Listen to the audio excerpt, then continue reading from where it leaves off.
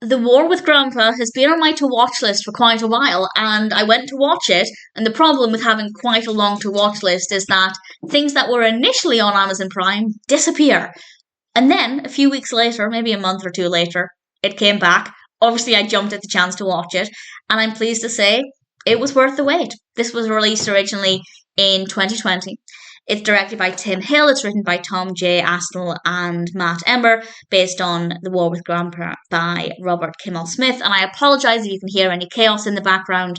My cat's having a mad half hour. I apologise on her behalf. And we have a cast including Robert De Niro, Rob Riggle, Uma Thurman, and various others. We also have Oaks Fegley as Peter. And Peter is Ed's grandson. Ed, of course, is played by Robert De Niro. And Ed is staying with his family, with Peter and his family, and he has to stay in Peter's room. I apologise on behalf of my cat. There's a cat outside, and she can see the cat from the window, and she's not, she's not very happy about it. Ed has to stay in Peter's room, and Peter's not very happy about that. So he declares war with Grandpa. And relatively quickly, Grandpa says, okay, let's be at war, but we need to establish some ground rules. And then they spend some time playing tricks on each other. And it's interesting to see what they'll do next, how far it will escalate. Will they ever find peace? And I'm not going to say, and while they're at war, it's still clear that they have a strong relationship. There is still this bond between them.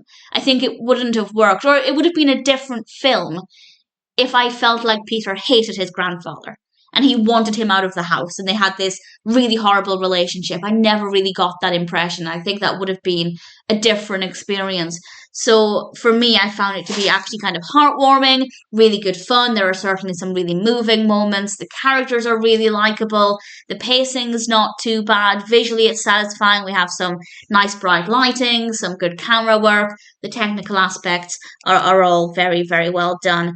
And as I said, I've been wanting to watch this for quite a while. And I went to watch it and it had disappeared from Prime.